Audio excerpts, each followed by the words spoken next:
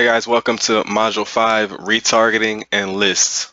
This is the last module of the course. I hope you guys have been enjoying it so far. I hope you've taken a lot of notes. So let's go ahead and get into Module 5, Retargeting and Lists. So first of all, building lists. Building lists is important to increase your productivity and set yourself up for success. To set yourself free from a big part of this business in the future. When you're operating the moving parts of this business, sometimes it can get a bit hectic. So you want to always think forward, think smart, and set yourself up to have as smooth of a journey as possible to the top. So you should always build lists. Build lists. And this isn't list building, this isn't an email list, but this is your own list that you need to build and keep to yourself so you can always keep yourself busy and keep yourself working. So this is the kind of list you want to build. You want to build niches that you find, new niches that you haven't entered yet that you want to test. Start a list of those niches. Maybe you're online one day and you just notice a new niche. You want to don't just keep it in your head, put it somewhere.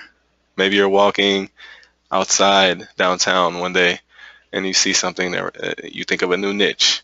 Write it down in your phone or something, and then go add it to your list of niches that you want to test. Always keep this list of new niches that you haven't entered yet that you want to test, so you can always keep yourself busy.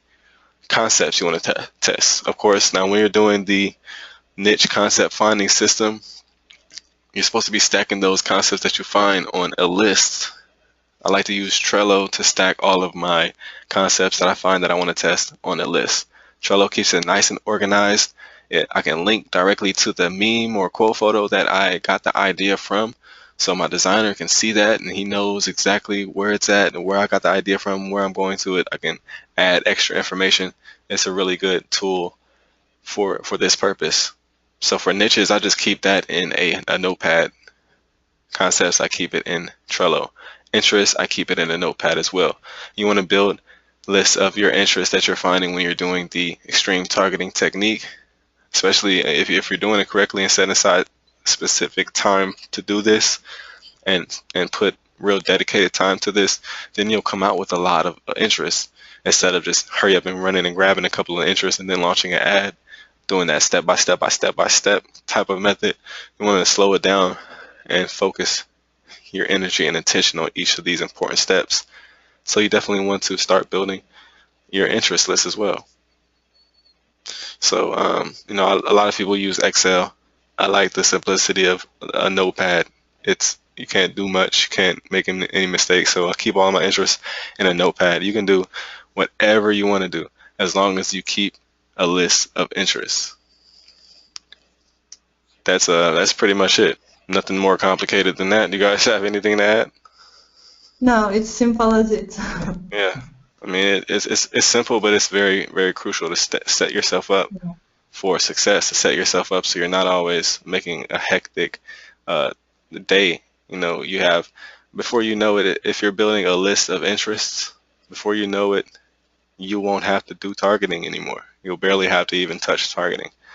Now, I mean, just imagine like doing the extreme targeting technique for some of the biggest interests and some of the ones that you enter the most.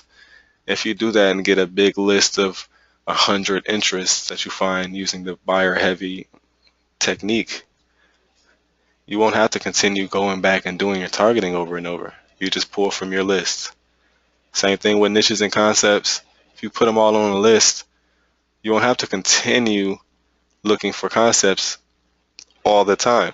It's going to be a point where you have so many niches and concepts on the list that you can take a break from looking for concepts and just like focus on catching up, launching campaigns. That's what makes money at the end of the day, launching campaigns. Then you can focus all of your time on launching campaigns because you have so many new niches that you want to test on your list, so many concepts that your designer can't even keep up with, and you have all of these interests waiting.